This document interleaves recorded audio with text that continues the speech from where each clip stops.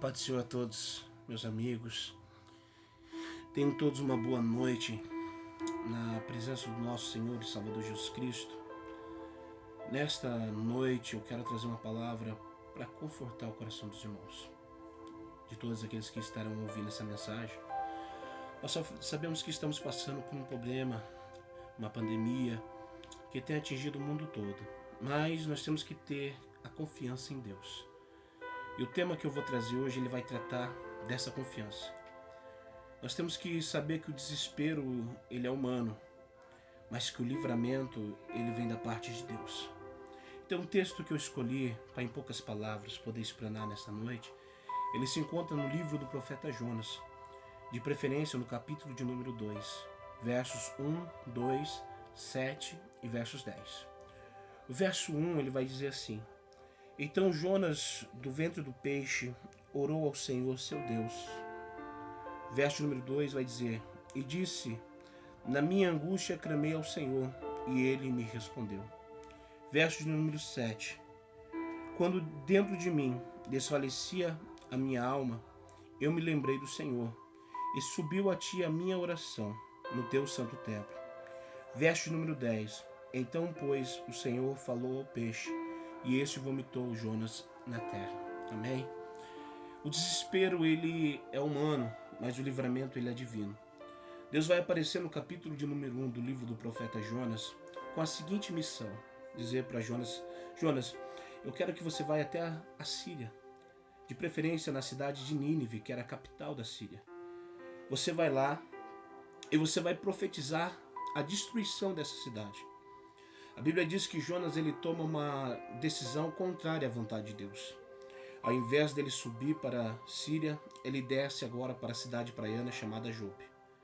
Quando ele desce para essa cidade chamada Jope, ele compra agora uma passagem de navio para o sul da Espanha, para uma cidade chamada Tarsis. E quando ele compra essa passagem, ele decide fazer essa viagem em desobediência à voz de Deus. Ele entra nesse navio, ele desce para o porão e ali ele encontra um lugar de conforto no meio deste navio.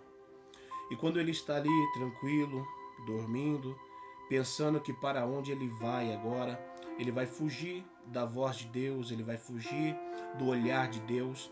Só que engana-se o homem que existe algum lugar que ele possa fugir do olhar e da voz de Deus. Jonas, ele está em uma fuga da desobediência, ele está tentando ir para longe da vontade de Deus. Mas nós entendemos que no Salmo 139 não existe lugar distante de Deus que a gente pode ir. Não existe lugar que o olhar de Deus não nos enxergue. E não existe lugar onde a voz de Deus não alcance os nossos ouvidos. O Salmo 139 vai dizer que antes que nós formássemos palavra na nossa boca, o Senhor já sabia o que nós iríamos dizer, mostrando a onipotência de Deus. Ele vai dizer também que não existe lugar que nós podemos fazer a nossa cama. Se nós fizermos a nossa cama na mais baixa das profundezas, Deus está lá. E se nós fazemos também a nossa cama na mais alta das nuvens, Deus também está lá, mostrando que Deus, ele é onipresente. Nós vemos então a onipotência de Deus, a onipresença de Deus. E nós vamos ver também que a própria palavra no Salmo 139 vai dizer que ainda que nós estivéssemos em densas trevas, ele enxerga as trevas como se fosse dia perfeito. Não tem como o homem se esconder de Deus. Então Jonas, ele pensa que aonde ele vai, o olhar de Deus não vai enxergar ele. Aonde ele vai, a voz de Deus não vai alcançar os seus ouvidos. Mas para todo fujão, Deus tem uma tempestade. Então Deus levanta uma tempestade agora para alertar Jonas, para despertar Jonas do sono da indolência.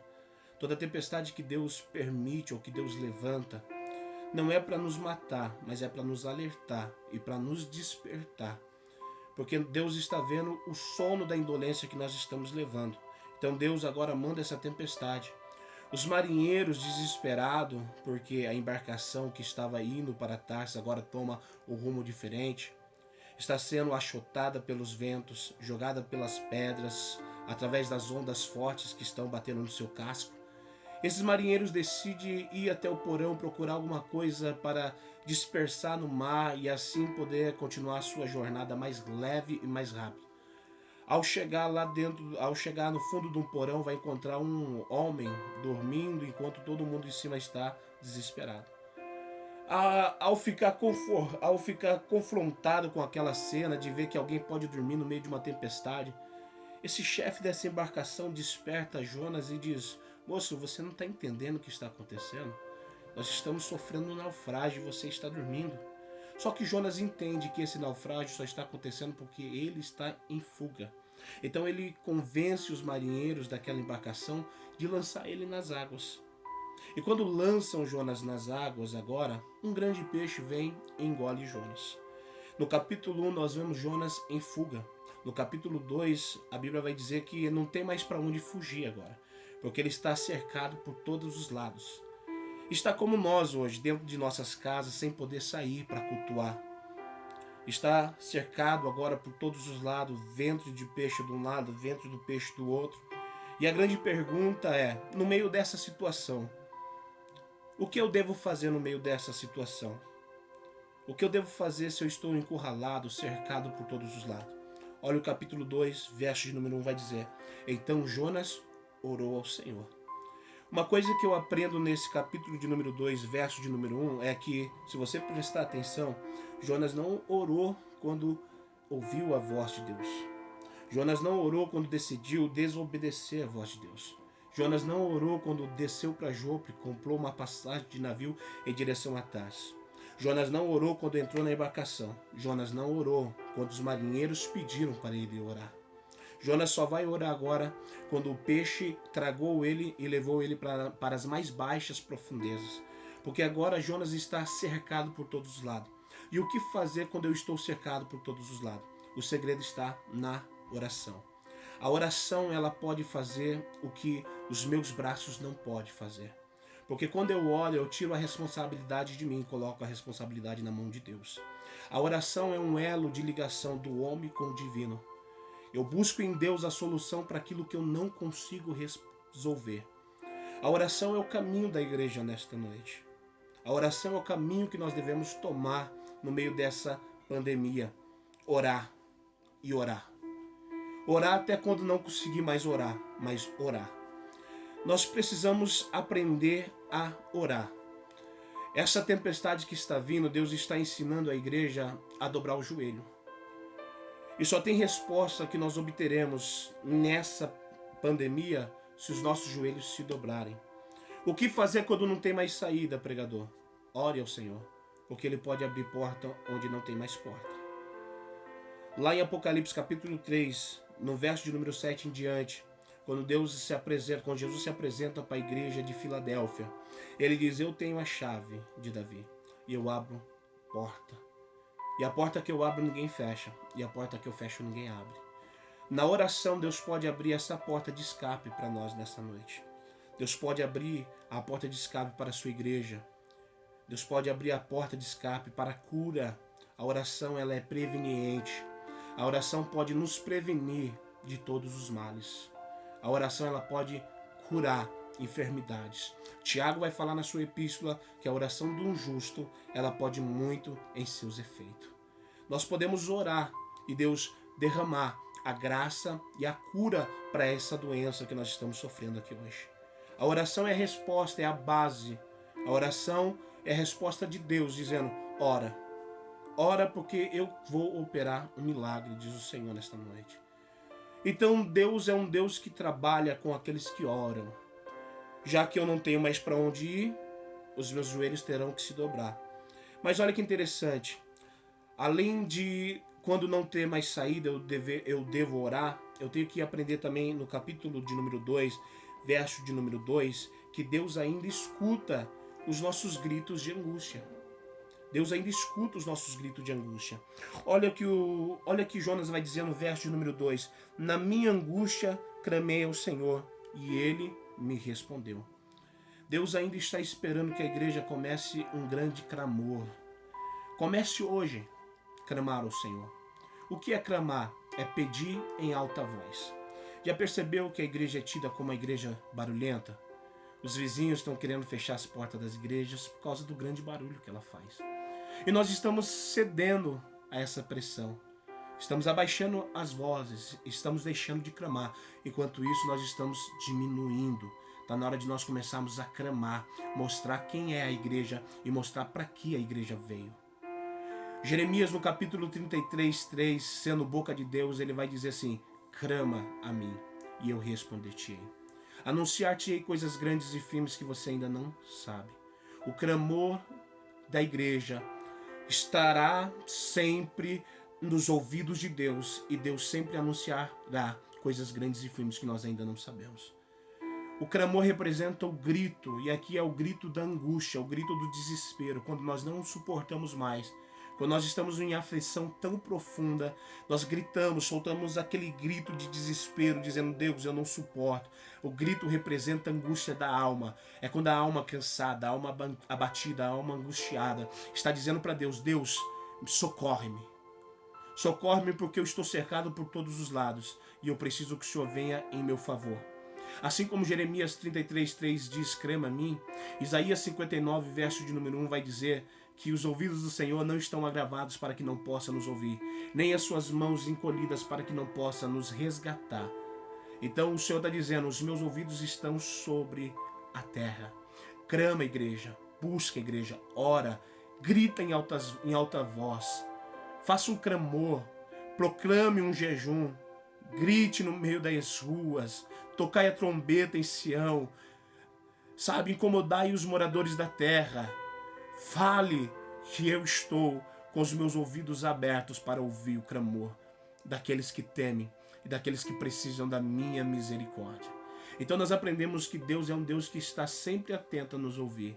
Os nossos clamores nunca perdem direção, sempre alcança o seu alvo, que é o ouvido de Deus.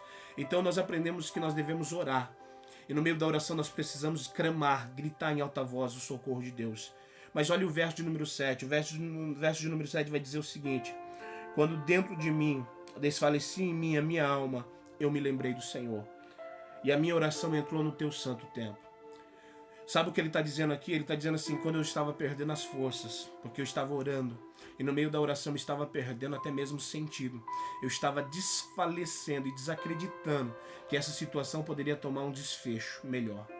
Eu estava descrente que algo de bom iria acontecer.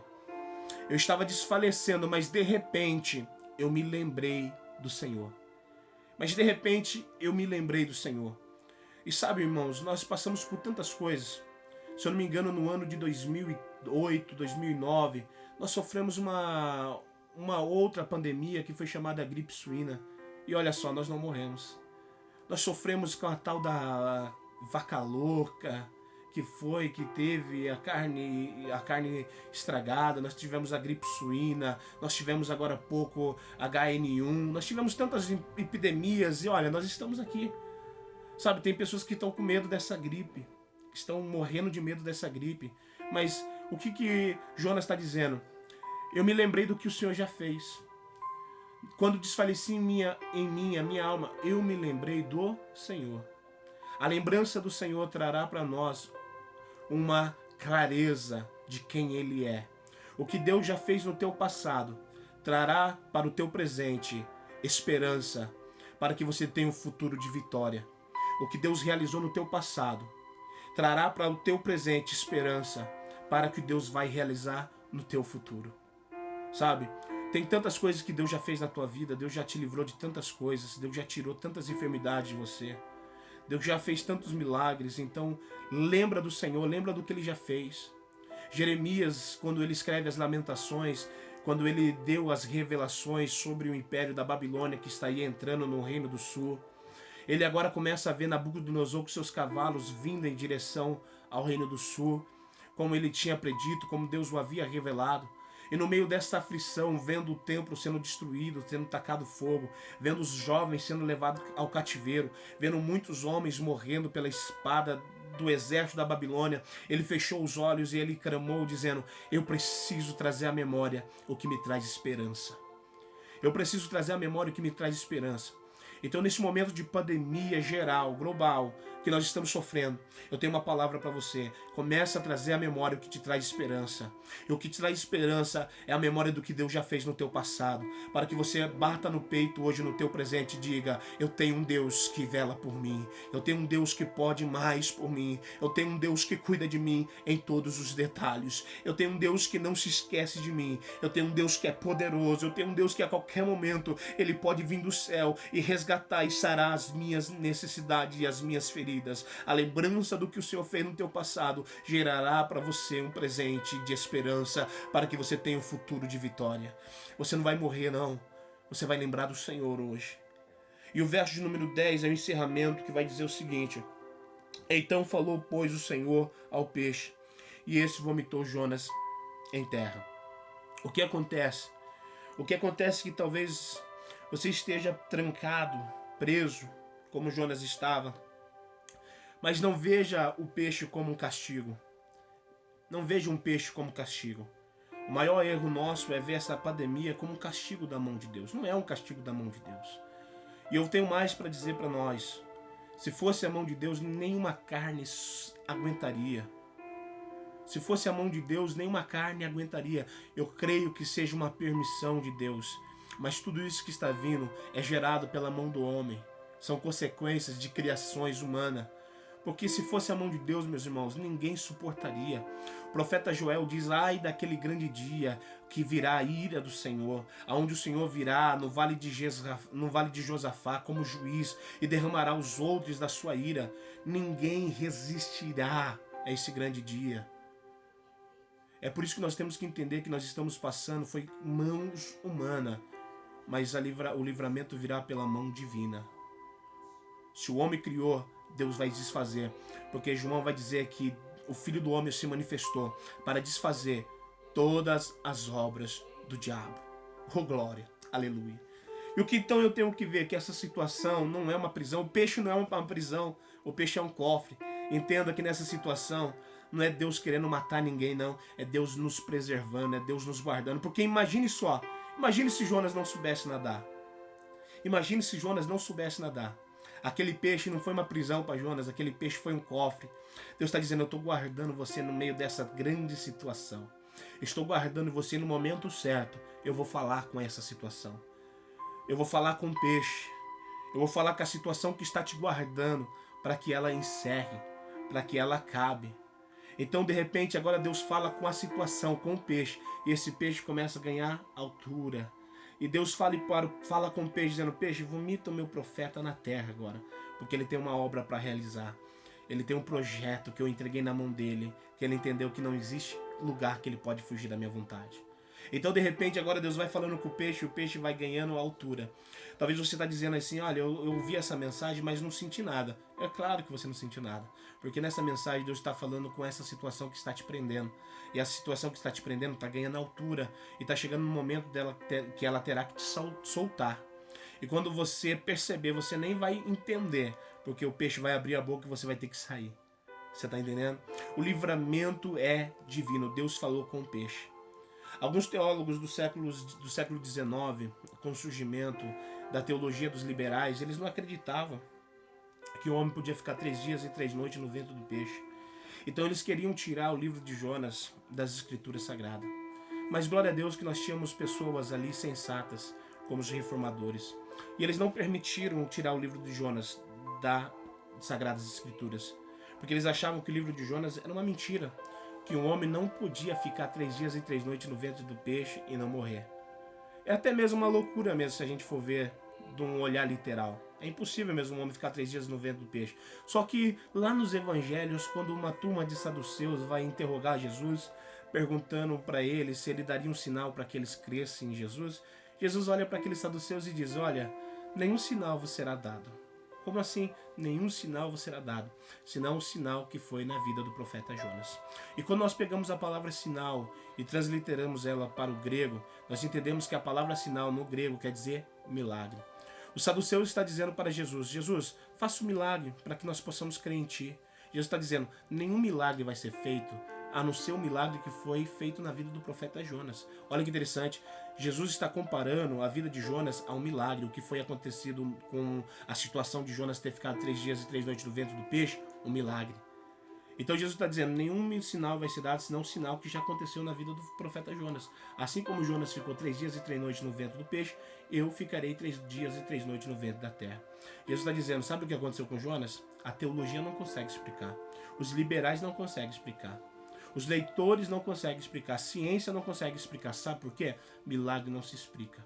Meu irmão, eu acredito que qualquer dia desses, seja hoje, seja amanhã, nós acordaremos e a notícia que dará no jornal é simplesmente esse vírus sumiu. Não sabemos como ele sumiu. Os cientistas dirão, nós não sabemos como ele sumiu. Nós não temos ideia como ele sumiu. Sabe por quê? Porque ninguém vai conseguir explicar o que Deus vai fazer nessa nação. Ninguém vai conseguir explicar o que Deus vai fazer no planeta Terra, porque o que vai acontecer vai ser um milagre, vai ser um sinal. Então Deus está dizendo, vai ser um sinal. Você não vai conseguir explicar, porque talvez você esteja até enfermo, mas você vai acordar no outro dia são. E alguns vão perguntar, que remédio você tomou? Que medicamento você tomou? Você diz, nenhum, só orei. E Deus fez um milagre. Explica melhor. Falei, milagre não se explica. Amém? Que Deus abençoe a cada um de vocês. Então fique com essa palavra. O livramento é divino. O desespero, ele é humano.